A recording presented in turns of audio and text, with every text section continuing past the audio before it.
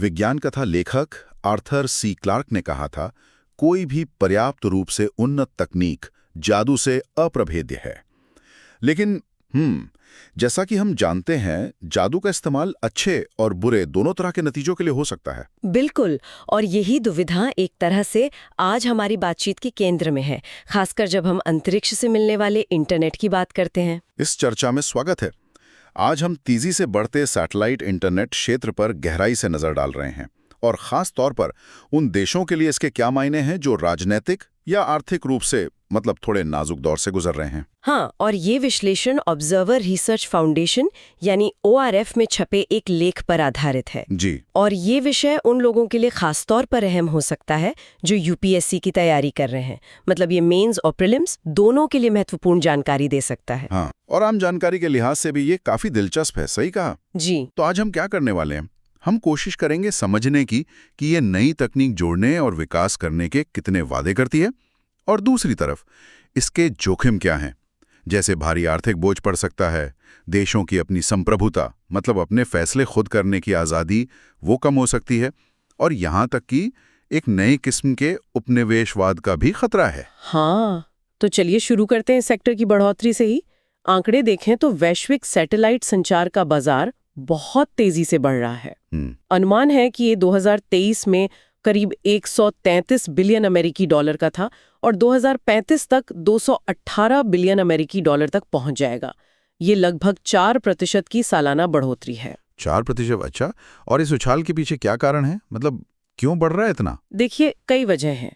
एक तो ये कि हम 5G टेक्नोलॉजी से आगे बढ़कर अब अंतरिक्ष पर आधारित 6G मानकों की तरफ जा रहे हैं। ओके। और इसके अलावा कई नए इससे जुड़े हुए क्षेत्र उभर रहे हैं, जैसे सैटेलाइट सिग्नल पकड़ने वाले रिसीवर और टर्मिनल बनाना, उनके लिए चिप्स तैयार करना, हवाई जहाज़ों और समुद्री जहाज़ों में इंटरनेट देना। हाँ, इन फ्लाइट कनेक्टिविटी वगैरह। जी, और आम लोगों और कारोबारों के लिए ब्रॉडबैंड सेवाएं भी।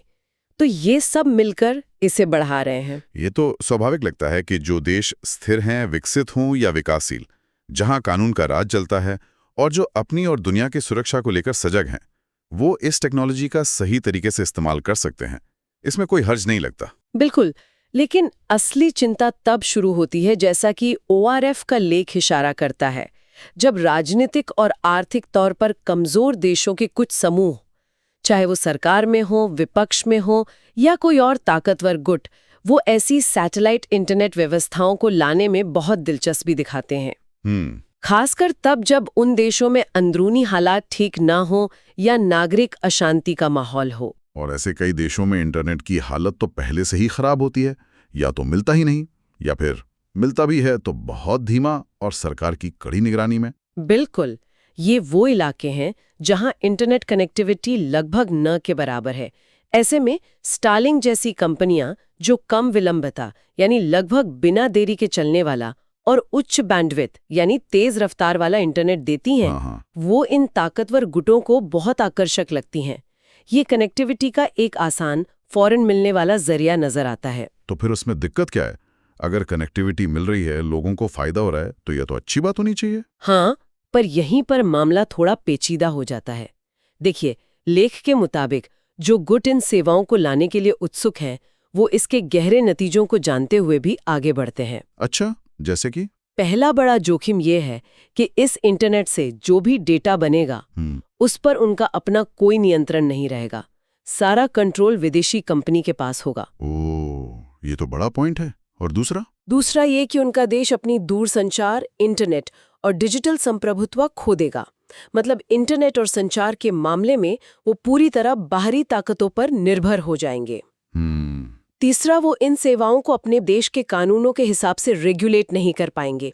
इससे फिर दूसरे गलत तत्व, चाहे वो देश के अंदर के हों या बाहर के, इसका नाजायज फायदा उठा सकते हैं अवैध कामों के लिए। और शायद सबसे अहम बात जो इस सबसे निकलती है, सबसे अहम बात यह है कि जिन देशों में पहले से ही शांति, व्यवस्था और कानून का शासन कमजोर है, वहां ऐसी बाहरी नियंत्रित सेवाएं एक तरह से वरदान के बजाय एक बड़ा अभिशाप बन सकती हैं। ये अस्थिरता को कम करने की जगह और बढ़ा सकती हैं। लेकिन ये सब सुनने में जितना आकर्षक लगता है, इसकी एक बड़ी कीमत भी है ना।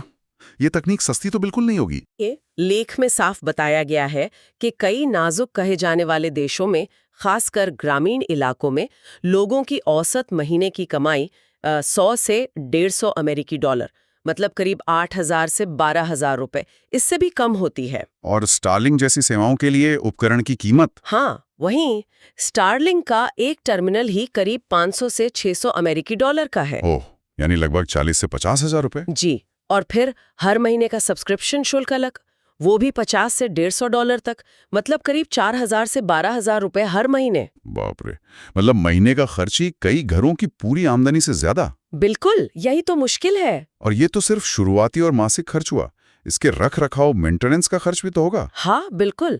इन सिस्टम्स के लिए खास तरह के रख रखाव, तकनीकी मदद और सर्विस पेमेंट की जरूरत पड़ती है। ये सब मिलकर उन देशों पर एक लगातार बना रहने वाला आर्थिक बोझ डालता है, जिनकी माली हालत पहले से ही खराब है। तो क्या ये मान लें कि ये सिर्फ शुरुआत की दिक्कत है, कि वक्त के साथ कीमतें कम होंगी, ये ठीक हो जाएगा? ऐसा लगता नहीं है, बल्कि लेख एक और चिंता जताता है।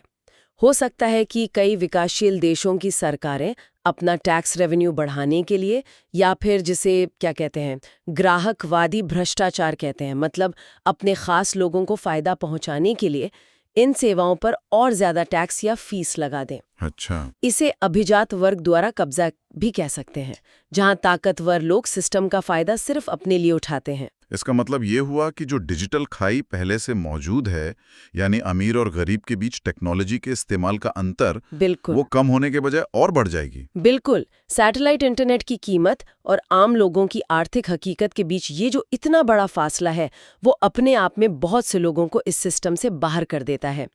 ये एक तरह का प्रणालीबद्ध बहिष्करण बन जाता है। विकास का असल मकसद ही फिर पूरा नहीं हो पाता। कीमत और पहुंच के अलावा इसके गलत इस्तेमाल की भी चिंताएं हैं, खासकर उन जगहों पर जहां ये आधिकारिक तौर पर मौजूद भी नहीं है। आपने ग्रे जोन की बात की थी। हाँ, ये एक और गंभीर पहलू है। इन सैटेलाइट कंपनियों की जो लास्ट माइल कनेक्टिविटी है, मतलब सीधे उपभोक्ता तक पहुंचने वाली सेवा, उसका गलत इस्तेमाल ग्रे जोन में हो रहा है। यानी उन देशों में भी जहां इन कंपनियों ने आधिकारिक तौर पर काम शुरू नहीं किया है। अच्छा, इसका कोई उदाहरण है क्या? म्यांमार का उदाहरण बिल्कुल साफ है। लेख बताता है कि हाल ही में अमेरिकी सेनेटर मैगी हसन ने स्टारलिंक कंपनी से पूछा कि म्यांमार में टेलीफोन और ऑनलाइन धोखाधड़ी के लिए जो तस्करी करके लाए गए स्टारलिंक टर्मिनल इस्तेमाल हो रहे हैं, उनसे कंपनी ने कितना पैसा कमाया है। ओह, और इसी से जुड़ा एक और मामला सामने आया था, शायद 2024-25 की शुरुआत में। भारत सरकार ने म्यांमार के मियावाड़ी इलाके में चल रहे साइबर स्कैम अड्डों से 500 से ज्यादा भारतीय नागरिकों को छुड़ाया था। हाँ, ये खबर आई थी। इन लोगों को वहां जबरन साइबर अपराध करने के लिए मजबूर किया गया था, और जांच में पता चला कि ये अड्डे, जिन्हें अंतर्राष्ट्रीय संगठित अपराधी गिरोह चला रहे थे, वो स्टारलिंक टर्मिनलों का इस्तेमाल कर रहे थे। अच्छा। हाँ, वो रोम अनलिमिटेड जैसी सेवाओं का फायदा उठा रहे थे, जो मतलब दक्षिण पूर्व एशिया में कहीं भी कुछ महीनों तक इंटरनेट कनेक्शन दे सकती हैं, भले ही वहां आधिकारिक सर्विस ना हो। ये तो बहुत गंभीर बात है। तो क्या ये खतरा अब सूडान, यमन और बांग्लादेश जैसे देशों में भी मंडरा रहा है, खासकर जब स्टारलिंक ने अब वहां आधिकारिक तौर पर सेवाएं शुरू कर दी हैं? इन देशों की आर्थिक हालत को देखते हुए तो चिंता और बढ़ जाती है। बिल्कुल, सवाल यही उठता है। इन देशों की आर्थिक स्थिति पर नजर डालें तो तस्वीर वाकई चिंताजनक है। यमन में देखिए, लड़ाई ने सरकार की कमाई के सारे रास्ते लगभग बंद कर दिए हैं। जो थोड़ा बहुत पैसा है भी, वो स्वास्थ्य और शिक्षा जैसी जरूरी चीजों से हटकर कहीं और जा रहा है। बांग्लादेश पर बाहरी और अंदरूनी कर्ज लगातार बढ़ रहा है। चीन, जापान, विश्व बैंक, एडीबी जैसे कर्जदाताओं का लगभग 100 बिलियन अमरीकी डॉलर बकाया है। बहुत बड़ी रकम है ये। 100 बिलियन डॉलर। और सूडान का क्या हाल है? सूडान की अर्थव्यवस्था, जो काफी हद तक तेल पर टिकी थी, वो तो ढहने की कगार पर है। सरकार के पास पैसे की इतनी कमी है कि बुनियादी सेवाएं भी ठप पड़ रही हैं। ऐसी हालत में इतने महंगे सैटेलाइट सिस्टम में पैसा लगाना, ये पहले से कम संसाधनों का एक तरह से गलत इस्तेमाल ही लगता है। हाँ, ये तो है। और ये भी ध्यान देने वाली बात है कि इनमें से कुछ देश अंतर्राष्ट्रीय मुद्रा कोष IMF के कर्ज चुकाने के कार्यक्रमों में शामिल हैं। ये दिखाता है कि उनके पास वैसे ही पैसे की कितनी तंगी है। सही बात है। तो ऐसे में सैटेलाइट इंटरनेट पर जो लगातार पैसा खर्च होगा वो सीधे सीधे कर्ज चुकाने की मजबूरी और ज़रूरी सरकारी सेवाओं जैसे स्कूल, अस्पताल पर होने वाले खर्च से टकराएगा। इन देशों में इन सेवाओं को लाने के तरीके पर भी सवाल उठ रहे हैं। आपने खरीद प्रक्रिया की बात की थी, उसमें क्या गड़बड़ लग रही है? हाँ, एक पैटर्न सा दिख रहा है। लेख बताता है कि जब इन कमजोर देशों के प्रभावशाली गुट सैटेलाइट इंटरनेट को लाना चाहते हैं तो वे अक्सर सामान्य टेंडर या बोली की प्रक्रिया को नजरअंदाज कर देते हैं। अच्छा, तो कैसे लाते हैं? वे आपातकालीन खरीद का बहाना बना लेते हैं या फिर सीधे कंपनियों से बातचीत करके सौदा पक्का कर लेते हैं। कंपेटिटिव बिडिंग को मतलब प्रक्रियाओं को ताक पर रखा जाता है तो पारदर्शिता तो कम हो ही जाती है, कीमतें बढ़ने का खतरा रहता है और शायद सबसे बड़ा नुकसान ये कि देश के अंदर टेक्नोलॉजी क्षमता बनाने के जो मौके होते हैं वो खत्म हो जाते हैं। सरकारें अक्सर कहती हैं कि डिजिटल कनेक्टिविटी की तत्काल जरूरत है और इस आड़ में वो लागत लाभ का सही विश्लेषण करने से बच जाती हैं और बड़े प्रोजेक्ट्स पर जनता की नजर पड़ने से भी बच निकलती हैं। बांग्लादेश का मामला यहाँ फिर से एक उदाहरण है शायद। हाँ, लेख के अनुसार बांग्लादेश में स्टारलिंक को लाने के लिए अप्रत्यक्ष समझौते और बहुत तेजी से प्रक्रिया अपनाई गई। ये तब हुआ जब देश में एक गैर चुनी हुई सलाहकार सरकार थी और दिलचस्प बात ये कि उस सरकार का नेतृत्व करने वाले सलाहकार खुद एक टेलीकॉम कंपनी के मालिक थे। ओह, ये तो हितों का टकराव, कॉन्फ्लिक्ट ऑफ इंटरेस्ट लगता है। बिल्कुल। तो इस तरह की जल्दबाजी से क्या चिंताएं पैदा हुई? यही कि क्या लागत और फायदे का सही आकलन किया गया, क्या खरीद प्रक्रिया पारदर्शी थी? और ये शक भी पैदा हुआ कि कहीं इन सेवा देने वाली कंपनियों का अपना कोई छिपा हुआ तकनीकी राजनीतिक एजेंडा तो नहीं है। लेकिन इन सब जोखिमों के बावजूद इन तकनीकों का आकर्षण तो बना हुआ है। क्यों? ऐसा क्यों है कि नेता और प्रभावशाली लोग इसे इतना चाहते हैं? हाँ, ये एक दिलचस्प मनोवैज्ञानिक और राजनीतिक पहलू है।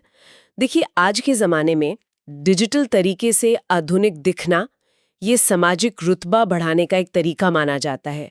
इसे अत्याधुनिक तकनीक से जुड़ा हुआ देखा जाता है। अच्छा। और ये दुनिया में देश की छवि और देश के अंदर सरकार की वैधता दोनों के लिए अहम समझा जाता है। मतलब नेताओं के लिए ये एक तरह का दिखावा भी है, स्टेटस सिंबल। हाँ, कह सकते हैं। खासकर कमजोर अर्थव्यवस्था वाले देशों के नेताओं के लिए सैटेलाइट इंटरनेट जैसे बड़े निवेश तकनीकी तरक्की और आधुनिकता के शक्तिशाली प्रतीक बन जाते हैं। और फिर दुनिया के मंच पर इसे दिखाने की जो क्षमता मिलती है वो एक डेमोन्स्ट्रेशन इफेक्ट पैदा करती है। इसमें अक्सर देश की अंदरूनी जरूरतों से ज्यादा बाहरी छवि को प्राथमिकता दे दी जाती है। इसी से जुड़ा एक और विचार है टेक्नोलॉजिकल लीप फ्रॉगिंग का। इसका क्या मतलब है यहाँ? इसका मतलब है कि देश टेक्नोलॉजी विकास के जो शुरुआती या बीच के चरण होते हैं उनको छोड़कर सीधे सबसे नई अत्याधुनिक टेक्नोलॉजी जैसे सैटेलाइट इंफ्रास्ट्रक्चर को अपना लेते हैं। ये विकास का एक लुभावना शॉर्टकट जैसा लगता है। सुनने में तो अच्छा लगता है, लेकिन इसमें भी कोई खतरा है। बिल्कुल, इसके साथ तकनीकी समाधानवाद, टेक्नो सोल्यूशनिज्म का खतरा जुड़ा है। ये वो सोच है जिसमें मान लिया जाता है कि हर बड़ी सामाजिक या राजनीतिक समस्या का हल सिर्फ नई तकनीक ले आने से हो जाएगा। और बाकी चीजें? हाँ, और जमीनी हकीकत, सामाजिक जटिलताएं, राजनीतिक मुद्दे, इन सबको नजरअंदाज कर दिया जाता है। बस टेक्नोलॉजी ले आओ, सब ठीक हो जाएगा वाली सोच। और जब ताकतवर अभिजात वर्ग के हित बीच में आ जाते हैं तब क्या होता है? आपने एलीट कैप्चर की बात की थी। हाँ, खासकर उन देशों में जहां कुछ गिने चुने लोगों का राजनीति पर बहुत ज्यादा प्रभाव होता है, उनकी पसंद अक्सर देश की असली आर्थिक जरूरत पर भारी पड़ जाती है। अगर ये प्रभावशाली लोग महंगी डिजिटल तकनीक चाहते हैं, भले ही वो देश के लिए आर्थिक रूप से सही ना हो, तो फैसले लेने वाले उनके अतार्किक आर्थिक निर्णयों के बुरे नतीजों से बचे रह सकते हैं, क्योंकि असल असर तो आम जनता पर पड़ेगा। समझ गया। और जब ये सैटेलाइट उपकरण बिना सही प्रक्रिया के चोरी छिपे लाए जाते हैं तो एक और बड़ा खतरा पैदा होता है। जी, वो क्या है? वो है बाहरी सुरक्षा का खतरा। ये बिना रेगुलेशन वाले सैटेलाइट टर्मिनल ये बाहरी जासूसी का जरिया बन सकते हैं। दुश्मन गुट इनका इस्तेमाल अपने गुप्त संचार के लिए कर सकते हैं और विदेशी ताकतों को देश के अंदर निगरानी करने की क्षमता मिल सकती है। इससे देश की सुरक्षा के लिए चुनौतियां और बढ़ जाती हैं। हाँ, ये तो बहुत खतरनाक है। और लेख में ये भी बताया गया है कि कैसे जैसे यमन में हूती विद्रोहियों या म्यांमार की सैनिक सरकार जैसे गुटों ने आधिकारिक तौर पर इन सेवाओं पर रोक लगाई और सख्त सजा की धमकी दी, लेकिन फिर भी इन्हें इस्तेमाल करने के लिए चोरी छिपे नेटवर्क बन गए हैं। मतलब रोक के बावजूद चल रहा है। हाँ, सोशल मीडिया पर ग्रुप बन गए हैं जो गुप्त रूप से स्टारलिंक हासिल करने और चलाने में मदद करते हैं। मतलब ऑफिशियल प्रतिबंधों के बावजूद जमीनी हकीकत कुछ और है। तो अगर हम पूरी तस्वीर देखें तो ऐसा लगता है कि ये सैटेलाइट इंटरनेट सिर्फ कनेक्टिविटी बढ़ाने का जरिया नहीं, बल्कि भू राजनीति में अपना दबदबा बनाने का एक नया हथियार बनता जा रहा है। बिल्कुल, आप सही समझ रहे हैं। अगर देश अपने यहाँ शांति, कानून और व्यवस्था कायम करने में नाकाम रहते हैं, तो लोग अपनी जरूरत के लिए मजबूरी में स्टारलिंक जैसी बाहरी कंपनियों की व्यवस्थाओं पर निर्भर होते जाएंगे और उससे नियंत्रण में चला जाएगा और देश का अहम डेटा भी बाहरी ताकतों के हाथ लग सकता है, उन पर निर्भरता बढ़ती जाएगी। तो क्या ये एक तरह का नया उपनिवेशवाद है डिजिटल रूप में? हाँ, ये चिंता बिल्कुल जायज है। कनेक्टिविटी जो एक्चुअली जोड़ने का एक साधन होनी चाहिए, उसे बाहरी नियंत्रण और निगरानी के हथियार के तौर पर भी इस्तेमाल किया जा सकता है। और यह अनिवार्य रूप से नए युग के उपनिवेशवाद का ही एक रूप है, जहां कब्जा जमीन पर नहीं बल्कि डिजिटल स्पेस और डेटा पर होता है। तो संक्षेप में कहें, हमने देखा कि सैटेलाइट इंटरनेट जहां दुनिया के दूर दराज के कोनों को जोड़ने का एक शानदार वादा करता है, वहीं कमजोर और अस्थिर देशों के लिए ये कई गंभीर चुनौतियां भी पेश करता है। जी, इनमें भारी आर्थिक बोझ है, देश की संप्रभुता का छिन जाना है, सुरक्षा के गंभीर खतरे हैं, डिजिटल असमानता का और बढ़ना है, और यहाँ तक कि नव उपनिवेशवाद का उभरता हुआ खतरा भी शामिल है। बिल्कुल। और इन बारीकियों को समझना नीति विश्लेषण, अंतर्राष्ट्रीय संबंध और डिजिटल गवर्नेंस जैसे विषयों के अध्ययन के लिए बहुत ज़रूरी है। ये न सिर्फ यूपीएससी की तैयारी करने वालों के लिए महत्वपूर्ण जानकारी है, बल्कि मुझे लगता है हर जागरूक नागरिक को इन मुद्दों के बारे में पता होना चाहिए। तकनीक अपने आप में अच्छी या बुरी नहीं होती, उसका इस्तेमाल और असर इस बात पर निर्भर करता है कि उसे किस संदर्भ में और किन इरादों से लाया जा रहा है। बहुत सही कहा। तो एक अंतिम विचार सबके सोचने के लिए छोड़ जाते हैं। दुनिया भर में जो शासन व्यवस्थाएं हैं, वो ये कैसे सुनिश्चित कर सकती हैं कि सैटेलाइट तकनीक सिर्फ कुछ ताकतों के नियंत्रण का औजार ना बनकर रह जाए, बल्कि सभी के लिए वास्तविक और बराबरी का विकास लाएं? हाँ, और इसी से जुड़ा सवाल ये भी है कि इस तरह के नाजुक हालात वाले देशों में टेक्नोलॉजी देने वाली कंपनियों की क्या नैतिक जिम्मेदारी बनती है? क्या उनकी कोई जवाबदेही होनी चाहिए? बिल्कुल, ये बेहद महत्वपूर्ण सवाल हैं जिन पर लगातार सोचने और बहस करने की जरूरत है।